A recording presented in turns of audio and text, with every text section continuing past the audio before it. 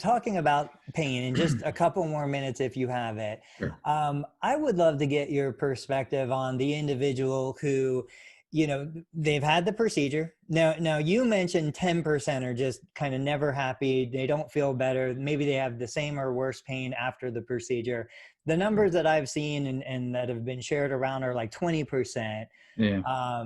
And we know, or at least in the profession of physical therapy, there's been so much more research coming out about how little we actually understand pain, how much pain is context related, how much anxiety and fear and lack of sleep and stress and all of those factors influence pain. But that being said, for the individual who's had the procedure, not the Hmm. high level athlete, just the normal Sure. guy, normal girl, they're not getting their range back the way Hmm. they anticipated. They see 3 or 4 other people in the clinic who are 6 weeks out pushing 120 plus degrees of flexion, and they're stuck at 70, 80, 90 degrees of flexion. They're Sure. frustrated because the knee is more swollen than they expect. They're frustrated because every single day they have to loosen it up. And I interviewed a gentleman who shared his story on YouTube, and he's 14 months out and he's still struggling to get the range that he wants. Okay. Could you talk just a little bit about kind of your experience in helping people that have had stiff knees? Obviously, a manipulation is on the table, but what kind of stuff have you looked at or talked about or done? Sure. We have, lots of things that we look at in my clinic. Number one, I like to see my patients back usually within 2 weeks after surgery. I know there's some clinics that probably don't see them for 6, and I Yeah. think that's just you're behind the 8 ball if you're starting to have a problem, and you're especially when it comes to stiffness. So I like to see them back in the office at 2 weeks, either myself or my PA, mark their motion, see where they are. If they're within, getting about 90 degrees of bending and they're almost, board straight or within 5 degrees, then they're going to make the grade. Okay. If they're struggling, then I tell them, hey, we got to work on this because, flexibility after surgery. Well, there's a inflammatory response that every patient goes through after knee replacement or after Right. any surgery, right? So surgery is a trauma to the body, and the body's response is to heal, and part of that healing response is inflammation. Well, we've looked at different ways to control inflammation, and sometimes we'll, even in the early weeks after knee replacement, we'll do things like a cortisone injection to reduce that inflammation, but not often, because we look at cortisone as being a potential for infection too. We're trying to shy away from that. So sometimes it's even a pack of some steroid medication that's not going straight into the knee to kind of help reduce that inflammatory response. Other over-the-counter anti-inflammatories or even prescription anti-inflammatories, we use those as well. Now, Really. real quick, do anti-inflammatories interrupt the healing process? Not not when it comes to knee replacement. So we Okay. talk about, rotator cuff repairs. We Yeah. talk about tendon repairs directly, saying, is that going to interrupt the healing process? And the jury still debates this routinely. If you look at things that happen in Europe and other countries, they're routinely using NSAIDs after surgery because they use very little narcotic, and Okay. they're still getting healing rates on the rotator cuffs. In the United States, we say, don't take them for 8 weeks. When it comes to the knee replacement, the anti-inflammatories really do not inhibit that healing, because yes, you do have some tendon healing that has to happen when we repair that capsule, but it's not the same bone to bone, bone to tendon healing that we're looking at with like a rotator cuff or an ACL. This is, tendon healing to tendon that we've sewn back together. So it's not going to inhibit that. There may be some interplay with different blood thinners if their doctor is using the blood thinners after surgery for the first couple of weeks, but we use a pretty multimodal, what we call pain strategy for after surgery. So we use, in addition to standard narcotics like Percocet, we use medications like Celebrex or other anti-inflammatories that the patient can tolerate to help reduce their pain. There's some other medications. One's called gabapentin. That's also sort of a nerve modulator for reducing pain. So different ways to hit the pain response. And we find that, pain and stiffness, like you said, they kind of go hand in hand. If you get a painful knee, then it tends to get stiff, and because the patient doesn't want to move. I would say that first critical time is probably those first 3 weeks. If you can get them moving within that first 3 weeks and they're starting to make steady progress, it's going to continue.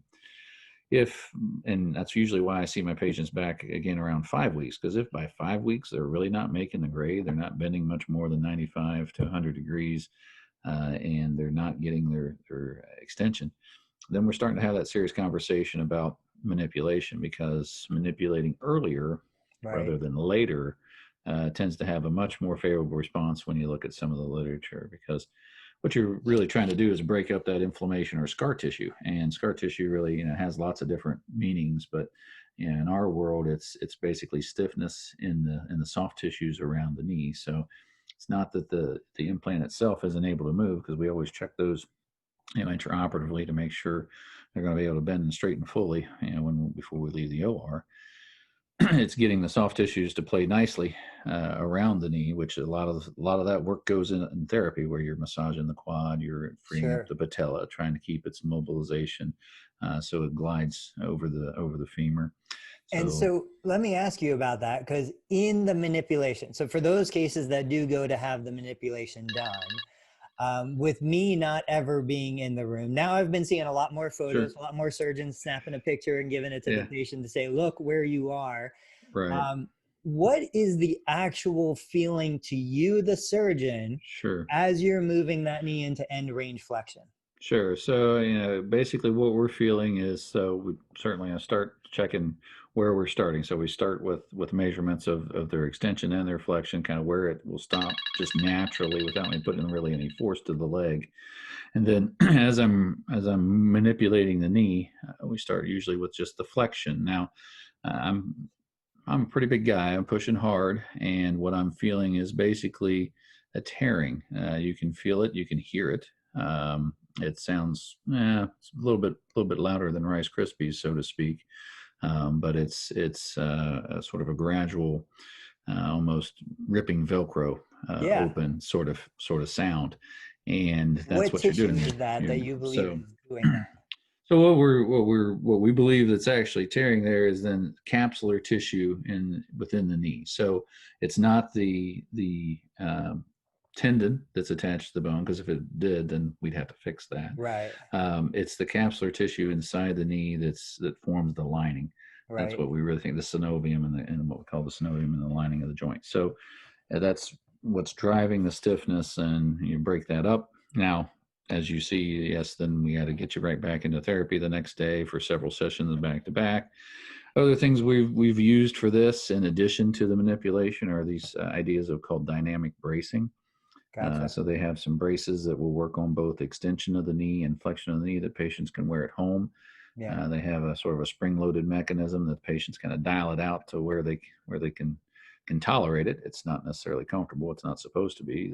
Right. This is what I like to call the no pain, no gain part of knee Yeah. replacement. Still Not has a everybody has place. to go through it, right? Not everybody has to go through it, but those that have a stiff knee, they Yes. do. And I think the stiff knees, that's probably more in the the 5% category as far as my overall manipulations. You're right that the varying literature, between 10 and 20% of patients, though, with overall satisfaction as to how they felt with the knee. So 80% will give it a 5-star rating, and I say the other 20% may give it a 3 or 4-star rating, just based on the fact that it didn't quite do as much, or allow them to do as much as they thought it would.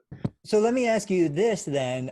Is there ever a case where you have the individual, they're getting the manipulation and there's actually no resistance? Once they're under anesthesia, there is no resistance. You can Yeah. achieve full range of motion. Eh, I would have to say, thinking about over 12 years of practice, I can think of about one. Okay, wow. So that I've brought to manipulation that I didn't really feel much of a release, and so yes, there is a mind over matter part to everything, and there Right, are some patients who just feel pain regardless of that and won't move. They'll guard, right. they'll hold their muscles, and they'll really stop that motion when a therapist is trying to do things. You get them under anesthesia, and yeah, it moves pretty easy. So, W- and I wouldn't say that there was zero Right. sound even in that patient. I mean, there was still some release at the very end points, but it was underwhelming. Let's put it that way, compared I just, to I most. know there are so many patients watching this right now, and because I talk to hundreds of them, Mhm. who they have the feeling that everybody around them thinks it's all in their head, and they're just imagining it, and they're just big babies, and Yeah. because that's what they tell me in therapy, Right. and I can see they're so visibly upset.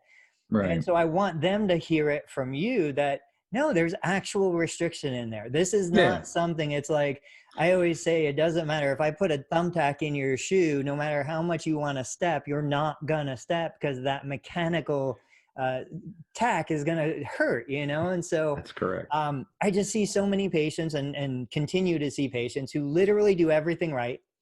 They Hmm. beat themselves up for 12 weeks, 13 Yeah. weeks longer, and they just feel so defeated because they're not getting the results that the people around them are getting.